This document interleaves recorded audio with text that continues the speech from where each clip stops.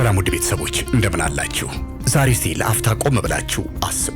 በዓለማችን ታሪክ እጅግ ውድ የሆነው የሰው አድን ለ10 ዓመታት ውስጥ በቢሊዮን የሚቆጠር ዶላር እየፈሰሰ የዓለማችን ዘመናዊ የስለላ ተቋማት ዋሻ ለዋሻ ሲያድኑት የነበረው ሰው በአፍንጫቸው ስር በአንድ ሰላማዊ ከተማ እጅግ ዘመናዊ በሆነ ቪላ ውስጥ ከነቤተሰቡ ተደብቆ ቢገኝስ? ዛሬ የምነግራችሁ ታሪክ ስለ ዋሻ ኑሮ አይደለም። ዛሬ የምነግራችሁ ታሪክ በሚሊዮን የሚቆጠር ዶላር ጥሎ ስለወጣው የቢሊዮነሩ ልጅ በአቡታባድ ቪላ ውስጥ ለ5 ዓመት ስለነበረው ድብቅ ሕይወትና ከሁሉም በላይ ደግሞ በተገደለበት ሌሊት ከቤቱ የተወሰደው የአስደንጋጭ የላፕቶፕ ሚስጥር ምን እንደነበረ ነው። የዓለማችን ቁጥር 1 አደገኛ ሰው ኮምፒውተር ውስጥ ለምን ቶም ኤንድ ጄሪ እና የቪዲዮ ጌሞች ተገኙ?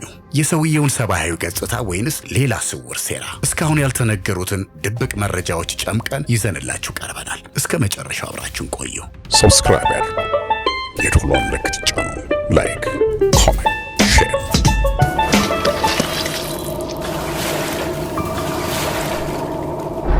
ሲስኮም በፈረንሳይ ቲዮ ሴፕቴምበር 2001 ዓመተ ምህረት ዓለም በድንገት ተለወጠች። የኒውዮርክ ሰማይ በጭስ ሲሸፈንና የዓለም የንግድ ማዕከል ሕንፃዎች ሲደረመሱ መላው የሰው ልጅ በአንድ ስም ተሸበረ፣ ኦሳማ ቢንላደን። ከዚያች ሰዓት ጀምሮ በሰው ልጅ ታሪክ ታይቶ የማይታወቅ እጅግ ግዙፍና ውድ የሆነው የሰው አድን ተጀመረ። የአሜሪካው የደህንነት ተቋም ሲአይኤ የዓለማችን ዘመናዊ ሳተላይትና በቢሊዮን የሚቆጠር ዶላር የፈሰሰባቸው የስለላ መሳሪያዎች በሙሉ ወደ አንድ አቅጣጫ ብቻ አመለከቱ። ወደ አፍጋኒስታን ወጣ ገባ ተራሮችና ወደ ጨለማዎቹ የቶራ ቦራ ዋሻዎች።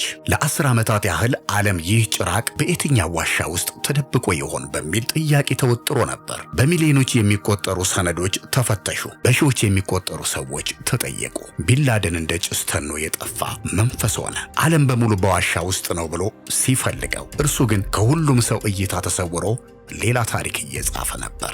ያንን ሁሉ የቴክኖሎጂ ልክ እንደ ሕፃን ልጅ ያታለለበት ሚስጥሩ ምን ነበር? ለምን ስለ 10 ዓመታት ያህል ማንም ሊያየው አልቻለም? እውነቱ ግን ከዋሻውም ሆነ ከበረሃው እጅግ የራቀ ነበር። ይህ በቢሊዮን የሚቆጠር ዶላር የተመደበበት አደን ፍጻሜውን ያገኘው በዋሻ ውስጥ ሳይሆን በፓኪስታን ሰላማዊ ከተማ ውስጥ በአንድ እጅግ ዘመናዊ ቪላ ግድግዳዎች ጀርባ ነበር። ዛሬ የምነግራችሁ ታሪክ ይህ የቢሊዮነሩ ልጅ ከሀብት ማማ ተነስቶ እንዴት የዓለም ቁጥር 1 ተፈላጊ ሊሆን እንደቻለና በመጨረሻም በአፍንጫቸው ስር ተደብቆ የኖረበትን ያንን ድብቅ ሕይወት ነው። የጥላው ቢሊዮነር ሚስጥር ገና መፈተሽ መጀመሩ ነው። ኦሳማ ቢንላደን ገና ከመወለዱ ጀምሮ በዙሪያው ያለው ነገር ሁሉ ወርቅ ነበር። አባቱ መሐመድ ቢንላደን ከየመን ወደ ሳውዲ አረቢያ ባዶ እጁን የመጣ ስደተኛ ቢሆንም በታታሪነቱ እና በብልሃቱ የሳውዲን ንጉሳዊ ቤተሰብ ልብ ማሸነፍ የቻለ እውነተኛ የቢዝነስ ንጉስ ነበር። መሐመድ ቢንላደን የሳውዲን ቤተ መንግስት ብቻ ሳይሆን እንደ መካና መዲና ያሉ ቅዱስ ስፍራዎችን በድጋሚ የገነባ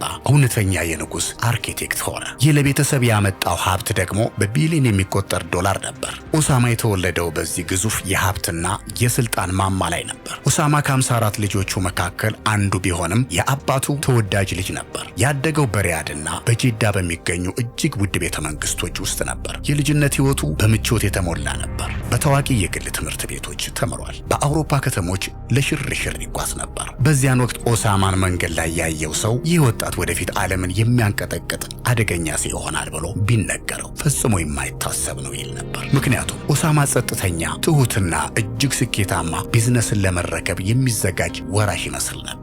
ይህ የቢሊዮነሩ ልጅ በእግሩ ስር ዓለም ተንበርክካለት ነበር። የፈለገውን መኪና የመንዳት፣ በፈለገው ሀገር የመኖርና የፈለገውን ሀብት የመያዝ እድል ነበረው። ነገር ግን በዚያ ወርቃማ ህይወት ውስጥ የሆነ ስንጥቅ መፈጠር ጀመረ። ኦሳማ በቢሊዮን የሚቆጠረው የአባቱ ሀብት ሊሞላው የማይችለው ጥልቅ የሆነ የውስጥ ረሃብ ነበረው። ዝናው፣ ቅንጦቱና በሚሊዮን የሚቆጠር ዶላር ለአንድ ትልቅ አደጋ እንደ መወርወሪያ ያገለገሉት ነበር። ይህ በወርቅ የተገነባው መሰረት በቅርቡ ወደ በረሃው ዋሻ የሚወስደውን መንገድ ሊከፍት ጥቂት ጊዜያት ብቻ ቀሩት። እንደ አውሮፓውያን አቆጣጠር 1979 ዓመተ ምህረት ዓለም በሌላ ታላቅ መናወጥ ውስጥ ወደቀች። የሶቪየት ህብረት ጦር አፍጋኒስታንን በወረረበት በዚያን ጥቁር ወቅት በመላው እስላማዊ ዓለም ትልቅ የቁጣ ማዕበል ተቀሰቀሰ። በሪያድ የቅንጦት ቪላዎች ውስጥ ይኖር የነበረው ወጣቱ ኦሳማ ይህንን ዜና ሲሰማ በውስጡ የነበረው ያ ሚስጥራዊ ረሃብ መድረሻ አገኘ። በሚሊዮን የሚቆጠር ዶላር፣ ውድ መኪናዎችና ምቾት የተሞላበት ህይወትን ለእርሱ ትርጉም አልሰጡትም። ኦሳማ የአባቱን ቢሊየን ዶላርና የኮንስትራክሽን ግዙፍ መሳሪያዎችን ይዞ ወደ አፍጋኒስታን ተራሮች ለመጓዝ ወሰነ። ይህ ከቢሊየነርነቱ ወደ ተዋጊነቱ የተሸጋገረበት የታሪኩ ትልቁ የመቀየሪያ ነጥብ ነበር። ኦሳማ አፍጋኒስታን ሲገባ እንደ ተራ ወታደር አልነበረም። እርሱ ቢሊየነሩ መሐንዲስ ነበር። የአባቱ ድርጅት የሰጠውን ዕውቀት በመጠቀም በተራሮች ላይ መንገዶችን ሰራ፣ ድብቅ ዋሻዎችን ቆፈረ እና ለተዋጊዎቹ መደበቂያ የሚሆኑ ምሽጎችን ገነባ። በዚያን ወቅት ኦሳማ በራሱ መኪና ቁሳቁሶችን እያመላለሰ ከአቧራና ከጭቃ ጋር እየታገለ ይውል ነበር። ያ ጥቁር ሱፍ የለበሰው ወጣት አሁን በወታደራዊ ጃኬትና በአቧራ ተሸፍኖ ይታይ ጀመር። ይህ የሽግግር ወቅት ነው እንግዲህ ወደፊት ዓለምን ለሚያውከው አልቃይዳ መሰረት የጣለው። በእነዚህ 10 ዓመታት ውስጥ ኦሳማ ገንዘብ ብቻ ሳይሆን ኃይልና ታማኝነትን አከማቸ። በሚሊዮን የሚቆጠር ዶላሩን ተዋጊዎችን ለመመልመልና ለማሰልጠን አዋለው። በወቅቱ እርሱ ለአሜሪካም ሆነ ለሳውዲ የሶቪየትን ወረራ የሚዋጋ ጀግና ይመስል ነበር። ነገር ግን በዚያ ተራራማ ዋሻዎች ውስጥ ኦሳማ ሌላ ትልቅ እቅድ እያወጣ ነበር። ጦርነቱ ሲያልቅ ወደ ቅንጦት ሕይወቱ አልተመለሰም። ይልቁንም ያንን በቢሊዮን የሚቆጠር የአባቱን ሀብት ተጠቅሞ ዓለምን የሚቀይር አደገኛ መረብ መዘርጋት ጀመረ። የቢሊዮነሩ ልጅ አሁን ሙሉ በሙሉ ወደ ጥላው ንጉስነት ተቀይሯል። እንደ አውሮፓውያን አቆጣጠር 2005 ዓ.ም ዓለም አቀፉ የሰው አደን ከፍተኛ ደረጃ ላይ በደረሰበት ወቅት ኦሳማ ቢንላደን ለዓለም ፖሊሶች የማይታሰብ ነገር አደረገ። ከዋሻዎቹ ወጥቶ ወደ ሰላማዊ ከተማ ገባ። መኖሪያውንም በፓኪስታን አቦታባድ ከተማ ከሀገሪቱ ትልቁ ወታደራዊ አካዳሚ ጥቂት ሜትሮች ርቀት ላይ በሚገኝ አንድ ግዙፍ ቪላ ውስጥ አደረገ። ይህ ቦታ ለደህንነት ተቋማት ፍጹም መደበቂያ ነበር። ምክንያቱም ማንም ሰው የዓለም ቁጥር 1 አደገኛ ሰው በወታደሮች አጠገብ በአንድ ተራ ሰፈር ውስጥ ይኖራል ብሎ አይገምትም ነበር። ይህ ቪላ በታሪክ መዝገብ ላይ ዋዚሪስታን ማንሽን በሚል ስም ተመዝግቧል። የቤቱ አወቃቀር ለዘመናዊ ዓለም እንግዳ ነበር። ቪላው 3 ፎቅ ሲኖረው ዙሪያው በ18 ጫማ ወደ 6 ሜትር ገደማ ከፍታ ባላቸው ኮንክሪት ግንቦች የታጠረ ነበር። በግንቦቹ አናት ላይ ደግሞ የሾህ አጥር ተዘርግቷል። ቤቱ አንድም የቴሌፎን መስመር ወይም የኢንተርኔት ኬብል አልነበረው። የሳተላይት ዲሽ እንኳን አልተገጠመለትም። ቢንላደን በዚህ ቪላ ውስጥ ሆኖ ከዓለም ጋር የሚገናኝበት ብቸኛ መንገድ ታማኝ በሆኑ መልእክተኞች አማካኝነት ብቻ ነበር። በዘመናዊ ቴክኖሎጂ የታጠቀው ሲአይኤ በዚህ ዲጂታል ጸጥታ በሰፈነበት ቤት ውስጥ ያለውን ምስጢር ለማየት ለ10 ዓመታት ታግሏል። በዚህ ቤት ውስጥ አንድ ሌላ የሚገርም ነገር ነበር። የቤቱ ነዋሪዎች ቆሻሻውን ወደ ውጪ አያወጡም ነበር። ከጎረቤቶቻቸው ጋር አንድም ቀን ተነጋግረው ወይም ሰላም ተባብለው አያውቁም። ቆሻሻቸውን በሙሉ እዚያው ግቢው ውስጥ ያቃጥሉታል። ይህም የሆነበት ምክንያት ፖሊሶች የነዋሪዎቹን ማንነት ከቆሻሻው ውስጥ እንዳይረዱ ለማድረግ ነበር። ቢንላደን ለ5 ረጅም ዓመታት በዚህ ቪላ ውስጥ ከነቤተሰቦቹ ሲኖር ጎረቤቶቹ አንድ እጅግ ጥንቁቅና ሀብታም ነጋዴ ነው የሚኖረው ብለው ያስቡ ነበር። አሜሪካ ሳተላይቶቿን ወደ ዋሻዎቹ ስታዞር፣ ቢንላደን ግን በዚህ ነጭ ቪላ ውስጥ ሆኖ በሰላም ይመለከታቸው ነበር። በዚያ በ18 ጫማ ግንብ በተከበበ ቪላ ውስጥ ዓለምን ሲያቆም የነበረው ሰው እንደ ተራ አባትና ባል ይኖር ነበር። ሜይ 2 ቀን 2011 ዓ.ም ሌሊቱ እጅግ ጸጥተኛ ነበር። አቦታባድ በከባድ እንቅልፍ ውስጥ በነበረችበት በዚያ ሰዓት ከአፍጋኒስታን ጃላላባድ የተነሱ 2 የብላክ ሆክ ሄሊኮፕተሮች በፓኪስታን ድንበር በኩል ሰርገው ገቡ። በውስጣቸው ሲል ቲም 6 የተባሉ የአሜሪካን እጅግ ምርጥ ወታደሮች ነበሩ። ለወራት በሲአይኤ ሲጠኑ የነበሩት እነዚህ ነጭ ግንቦች አሁን የፍጻሜው ሰዓት ደረሰባቸው። ጥቃቱ ሲጀመር አንደኛው ሄሊኮፕተር በግቢው ውስጥ ባልታሰበ ሁኔታ ተከሰከሰ። ይህ አጋጣሚ ወታደሮቹን እቅድ ቢቀይረውም ጥቃቱን ግን አላቆመውም። ወታደሮቹ ግንቦቹን ሰብረው ወደ ቪላው ውስጥ ዘለቁ። ቤት ውስጥ የነበረው ጸጥታ በጥይት ሩምታ ተናወጠ። ቢንላደን በ3ኛው ፎቅ ላይ ባለው መኝታ ክፍል ውስጥ ሆኖ የሄሊኮፕተሩን ድምፅና የተኩሱን ርምታ ሰማው። የታማኝ መልእክተኞቹና የልጆቹ ሕይወት በደቂቃዎች ውስጥ አለፈ። ወታደሮቹ ደረጃውን እየወጡ ወደ 3ኛው ፎቅ ሲጠጉ ቢንላደን የመጨረሻውን ሰዓት መድረሱን አወቀ። በዚያች ጠባብ ክፍል ውስጥ የዓለም ቁጥር 1 አደገኛ ሰው ከዘመናዊው ዓለም ወታደሮች ጋር ፊት ለፊት ተጋጠመ።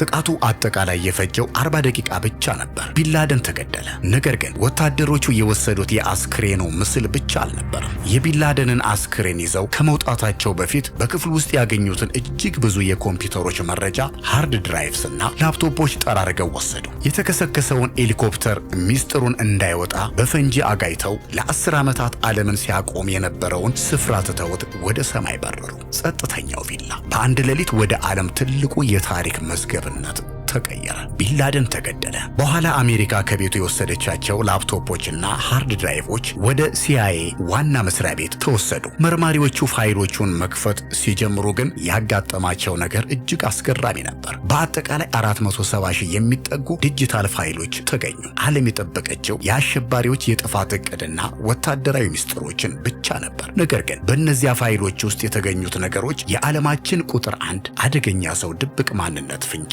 የሚሰጡ ሆነው። በጣም የሚገርመው ነገር በቢንላደን ኮምፒውተሮች ውስጥ እጅግ ብዙ የልጆች ካርቶን ፊልሞች መገኘታቸው ነው። ቶም ኤንድ ጄሪ እና አይስ ኤጅ፣ ቺክን ሊትል እና ሌሎችም የዲስኒ ፊልሞች በብዛት ተከማችተው ተገኙ። የዓለም ስጋት የሆነው ሰው በዚያ ጥብቅ ግንብ ውስጥ ሆኖ እነዚህን ፊልሞች ለምን አስቀመጠ? ምናልባት ከውጭው ዓለም ተለይተው ለሚኖሩት ልጆቹና የልጅ ልጆቹ መዝናኛ ሊሆኑ ይችላሉ። ይህ የታሪኩ ክፍል ትልቅ የህሊና ቅራኔን ይፈጥራል። በአንድ በኩል በሚሊዮኖች የሚቆጠሩ ንጹሐን ነፍሳትን መጥፋት ተጠያቂ የሆነው ጨካኝ መሪ፣ በሌላ በኩል ደግሞ ለልጆቹ ጥቅም የሚጽፍና መጽሐፍትን የሚያነብ አዛውንት።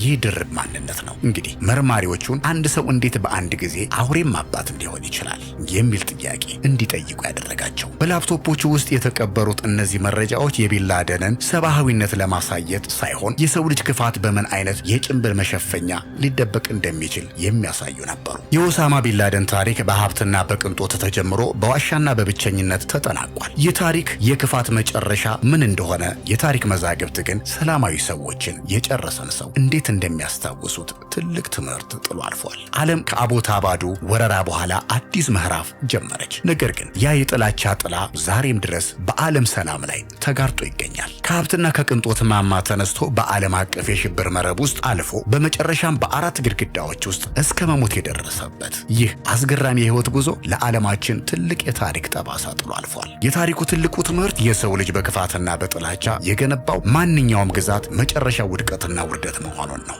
ውድ ቤተሰቦቼ በኦሳማ ቢንላደን ዙሪያ ያዘጋጀውላችሁ ፕሮግራም ይህንን ይመስል ነበር። ይህ የታሪክ ዝግጅት ጠቃሚ መረጃ ሰጥቶኛል ብለው ካመኑ እባክዎ ላይክ በማድረግ ድጋፎን ይግለጹልን። የእርሶ ላይክ እኛን ያበረታታናል፣ ቪዲዮም ለብዙዎች እንዲደርስ ይረዳል። ለወደፊቱ እንደዚህ ያሉ እውነተኛ አስገራሚና አስተማሪ ታሪኮች በፍጥነት እንዲደርሶት ቻናላችንን ሰብስክራይብ በማድረግና የደውል ምልክቷን በመጫን የቤተሰባችን አባል ይሁኑ። በቢንላደን ላይ ድርብ ማንነትና በዚህ ታሪክ ዙሪያ ያለዎትን ማንኛውንም አስተያየት በኮሜንት መስጫው ላይ ያካፍሉን። በተረፈ ስለተከታተሉን ከልብ እናመሰግናለን። በሚቀጥለው ፕሮግራማችን በሌላ አስገራሚ ታሪክ እስክንገናኝ ድረስ ሰላም ቆዩልኝ። ቻው።